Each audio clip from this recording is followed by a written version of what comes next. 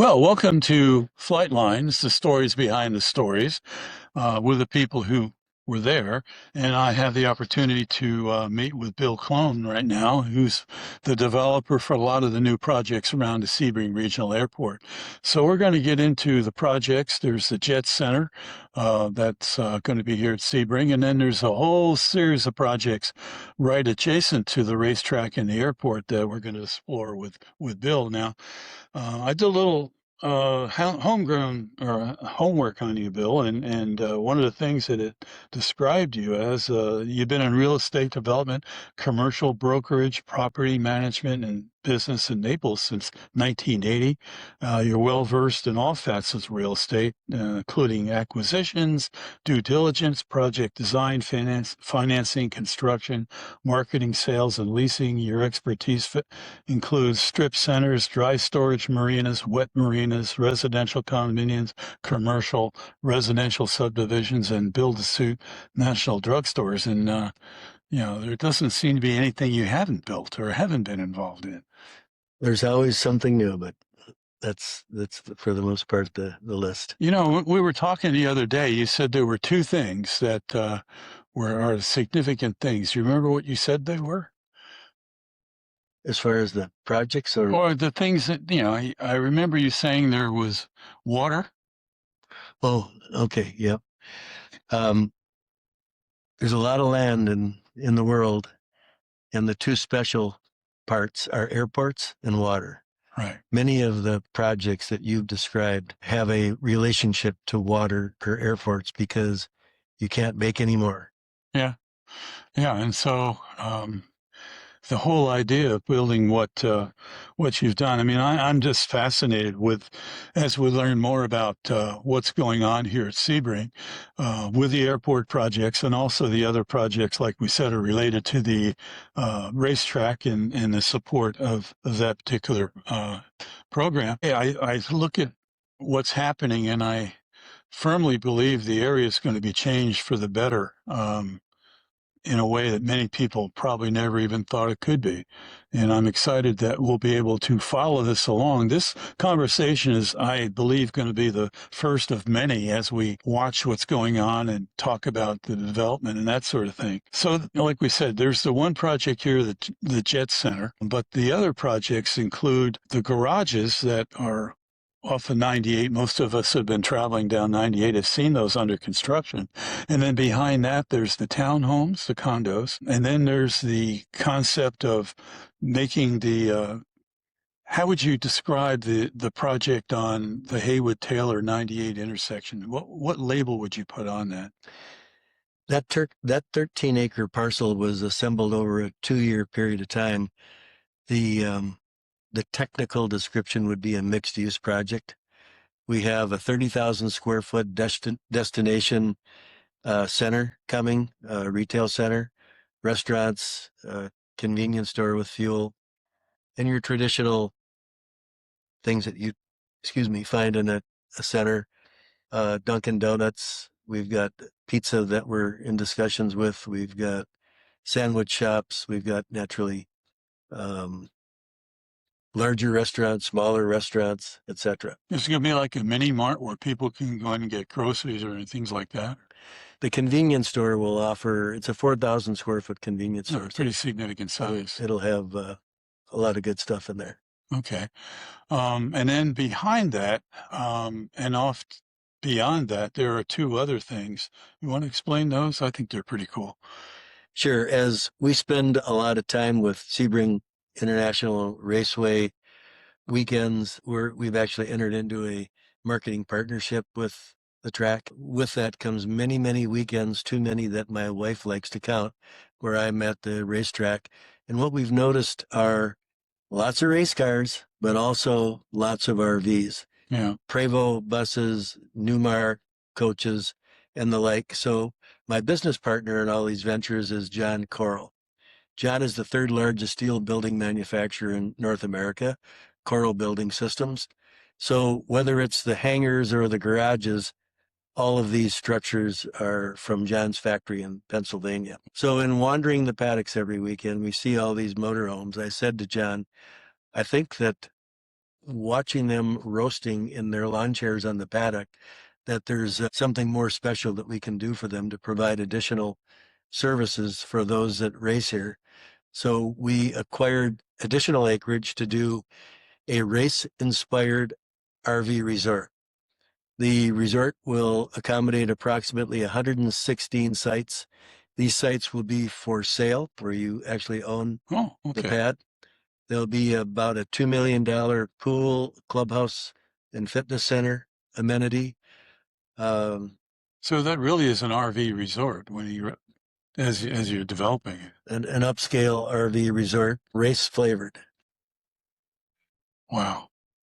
Now, in some of the diagrams, and you'll folks get to see these diagrams, I'm going to be interjecting them into the podcast. And also, there's another element of our community engagement project, and that is the website that will allow us to share pictures and diagrams and maybe a video or so. So a lot of these things we're describing today are going to be listed there, so you can actually get an up close view of these things. So it's race inspired. Now, I looked at the diagram.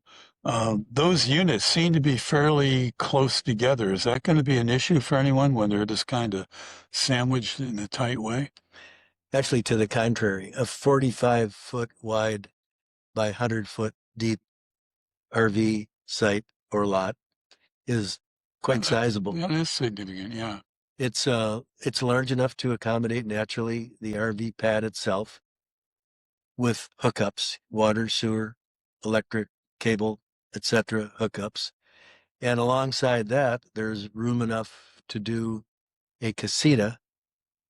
Casita means little house. Oh, okay. So there's two kinds of little houses that we're offering. One is a traditional casita, which would be one bedroom, one bath, kitchen, etc., with an outdoor lounge.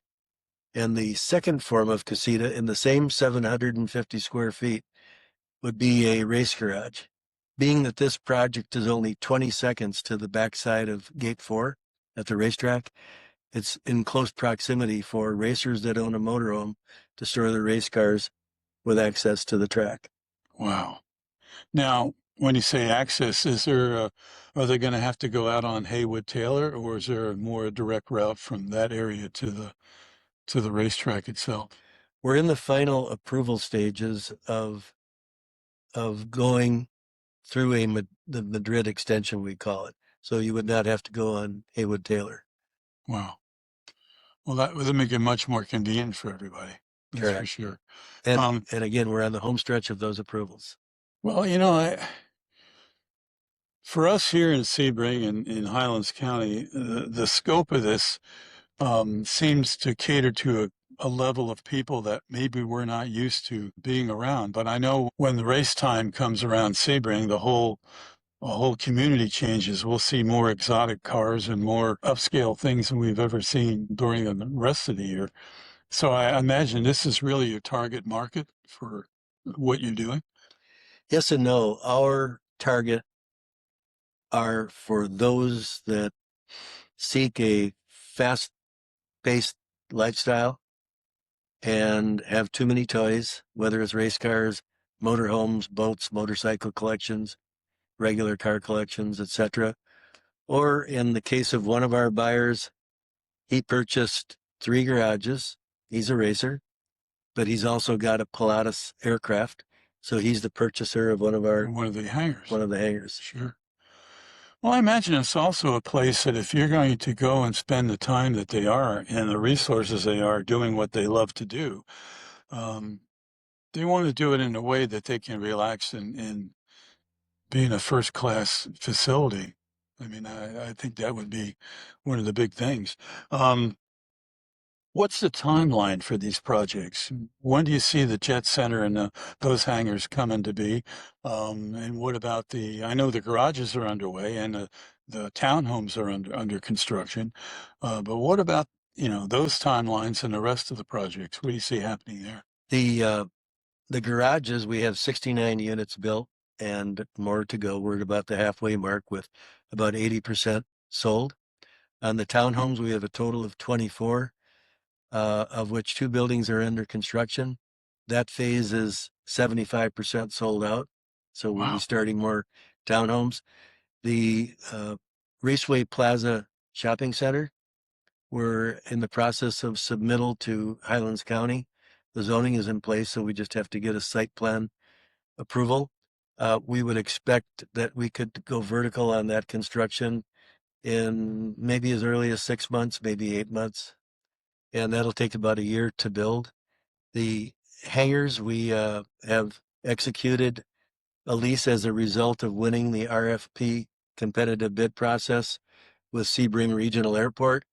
And the lease approval has gone before the airport's board. So that's inked and ready to go. We're in the pre-sale process right now. We have 3 hangars committed, and we have cut loose our attorneys to commence the documentation for ownership. And those of you that may be or maybe not familiar with how things work, the Sebring Regional Airport is a rather unique place, and amongst other airports around the country. I asked Mike Willingham some years ago. I said, I came here and Mike was here when this building that we're in right now wasn't here. It was just an ancient Quonset hut from World War II. And in those last 30, 28 years, so much has happened. And I said to Mike, how did it happen? What was the process? And he said it was a real estate project. And it kind of took me by surprise. But then I realized if you look at all the buildings that are in the industrial park here and the racetrack, all the ground that those things are on are owned by the Sebring Airport Authority. So there's a lease build agreement. I mean, our EAA Chapter 1240, we own the building, we paid for the building, but it sits on the ground that is leased from the airport. Now we have a lease because what we're doing as a nonprofit and serving the community and the school system and others, so we don't have any real payments for a lease, but this airport air authority is the largest tax revenue generator in the county. It's huge. And that gives the airport and all the things that it's doing some flexibility to get things done, and to think about what you're doing with the Jet Center. I mean, the upside is incredible. I mean, so you said you have like 3 hangars committed so far? That's correct. Yeah.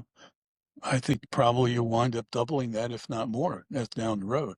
Because I think once people realize what's here and the amenities and the services and the support that we have here in this community, I think you're going to have to beat them off with a stick. Well, we hope so. At Yeah, present, we've got 14 hangars site planned. And what's unique about the hangar opportunity, besides the airport itself, is the fact that you can own the hangar subject to the lease. That's a mouthful. What that means is our lease with the airport authority is 40 years. So a person that would purchase a hangar would purchase it and own it subject to the terms of the lease. So he'd have a guaranteed 40 years yeah. if he wanted to trick it out and do some special things inside. Well, in the previous conversation we had about those hangars, we have a lot of federal money that have come to the airport, and with that comes restrictions. And I know one of the things that we've had a challenge with over the years with some of our T hangars and other hangars is that it really is primarily for aircraft and not somebody's body shop or storage. And from what I understand, as long as you can store whatever you want in it, but as long as the airplane is up front and the first thing to come and go out of there, you can put in whatever else you want to put in there that's, safe, that type of thing. Yes, we call them prized possessions, be it a motorhome or race cars. And in short, so long as the aircraft is the primary use, meaning it's closest to the door and not blocked in by other vehicles. Sure. Then you're good to go. Right. Yeah.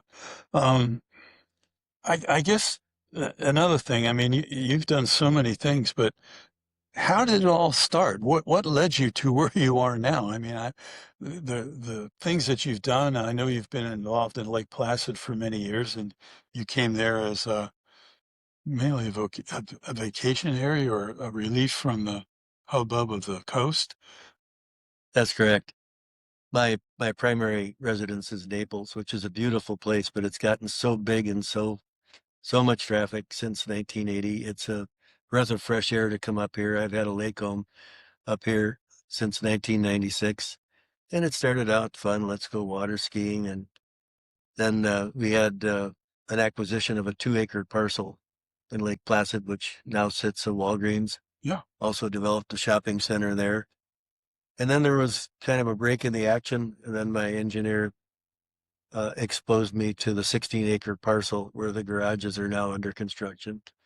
So that was the birth of the garages. Then came the townhomes, then came the retail center, then came the RV park, then came the hangars. Then with all the race teams, okay, Bill, I've just bought 2 garages from you. We've unloaded our race cars. Where do we keep our big semi-tractor trailers? Sure. Yeah. So we purchased a 2-acre parcel from the Annette Bus Company behind the shopping center, and that'll house 36 covered spots for short-term storage of RVs And the big and rigs. the race toters. I mean, I'm just envisioning what this is going to look like in 5 years. It's pretty exciting. Bill, of all the things you've done, what trips your trigger? What makes you feel most satisfied? I mean, we all, we're probably close to the same age. You look back and you say, well, what's my legacy? What did I accomplish in life? What was most meaningful? For you, what would it be? There isn't one thing. I guess there's several things. Fulfilling a need and having fun. All of these projects are very enjoyable because everybody that we touch and deal with are having a good time, whether it's racing or driving their motor home or Sure. Um, is there any one particular project that you've done that you're most proud of or had the most fun with? What would it be? we have another project that we consult with down in Naples. It's a 240 unit dry storage marina. Remember we talked about Yeah, one? and I'm curious, you have a wet marina. What's a dry storage marina? I mean, A dry storage marina. You know, when I moved to Naples in 1980, if you had a 24-foot Wellcraft with a 150 Merc, you were cool. Today, you're not cool unless you've got a 38-foot center console sporting triple 350s. oh, So when you buy a boat of that caliber, whether you paid cash or you borrowed money, you want insurance. And when your insurance company asks what's the hurricane plan, and your answer's on the dock behind my home, that's not a good answer. oh my. So the dry storage facility that John and I are involved with is an Isle of Capri, and it's 3 stories tall. It is flood proof and it is rated for hurricanes. So if you've got a absolutely monster tidal action from a hurricane, when the doors close, it's flood proof Wow. and it keeps your boat safe. And what's interesting is it's automated. When you want to go boating, you take your phone on a Friday night, you push the button, I want to go boating on Saturday at 10 a.m., and it moves the boats around in the middle of the night. Wow. And So your boat is in the water. they're on a rotisserie type of They're thing. at a rotisserie. Well, I can see that because when we did our addition to the EA8 hangar some years ago, we had built it originally, the first go around, the first building was coated with the type of coat. I forget the classification, but it was, we're away from the coast. But now when we put the addition on, they treated us like we were on the coast. And so the extra steel and the supports that we needed for the extension was almost double of what we had originally. And we found the extra money to do it, but I'm glad we did because folks that are in other parts of the country,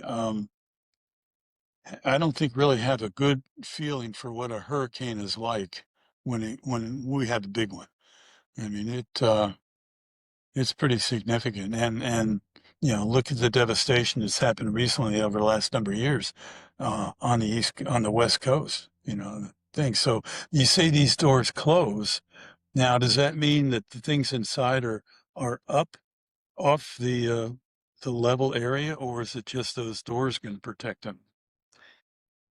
When the doors close and the floodwaters exceed the floor, it does a pretty good job of keeping the water out for that period of time for the hurricane to For things pass. to go back down the normal. In other marinas, dry storage marinas that are not flood proofed, when the water rises and the boats are sitting on racks, the boats can float up Oh, and become damaged. So in this particular design, it's flood proofed, minimizing the amount of water intrusion during a storm. wow. Um, I'd like to see a picture of that if you can send it to me, because I'll put that on the website because I think that's a pretty unique design.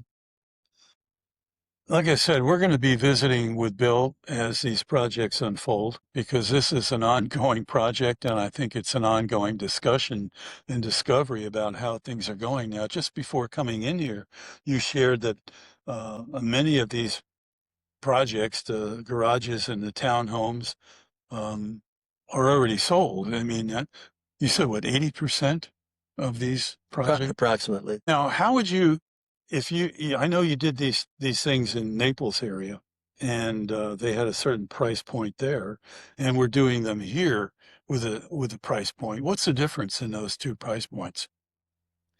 Land cost is the primary differential. Goods and services in Naples are still more expensive than up here, so there's a little savings on construction trades, but generally it's the land cost. What would a unit like we have here sell for in Naples? So our garages, which again is condominium ownership, they start at 354,000 today. When I say today, we have price increases coming. So the price at 354 today in Highlands County, bring that same product to Naples and you'd be looking at 800,000 to $1 million. Wow, I can see why people would want to be here.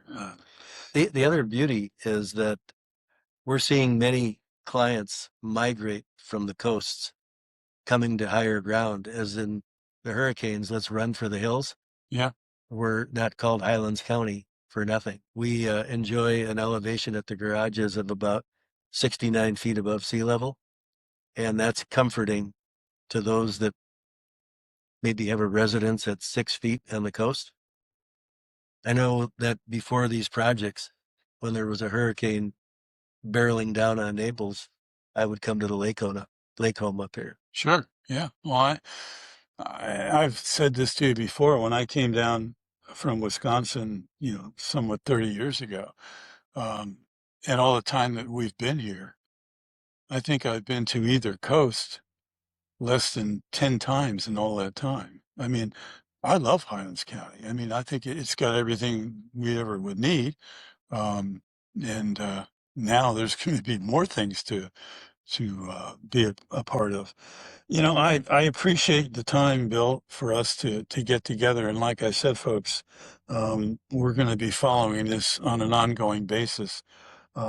We'll be taking pictures and sharing things and new developments of the uh, airport's jet center, and then what happens with all the projects supporting the racetrack community. Um, What's next for you? I mean, this is obviously a significant project. It's going to take some time, but what's next, if anything? Well, I wanted to answer the question and step aside for just a minute. What makes it fun in Highlands County is the Board of County Commissioners and staff, Sure. Mike Willingham and the staff at the Sebring Regional Airport.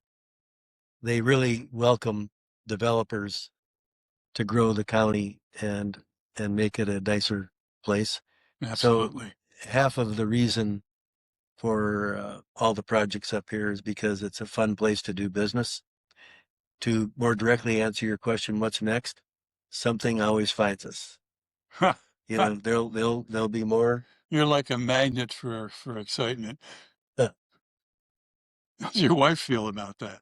Oh, we're joined at the hip. She's up here every weekend at the track with me. We're partners for life and fun things and at work. So she's every step of the way. Well, I tell you, we're both lucky men. I have a wife that enjoys the adventures I've gotten her into, and she has her own. And it's nice to have a person that you can share those things with and enjoy it as much, maybe even more than you do at times.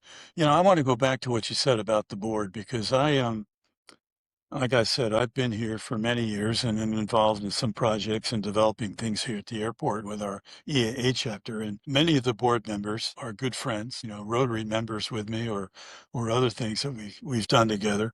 Um, and the county commissioners and all those folks. I think one of the things that categorizes Sebring Regional Airport uniquely in the airport world is the open-mindedness of the people who are involved for charting its course and its development. Um, they're not overly scared of what might happen in the future as long as they can look at it and say, this is going to make everything better. And I look at what's happened over here in the last, like I said, 30 years that I've been involved and around it. Their track record proves it. It is a fun place to be. There are good people. I mentioned I was in Rotarian, and there's the Rotarian pledge that is, I think, the common thing that we have here, and that is, one, is it the truth?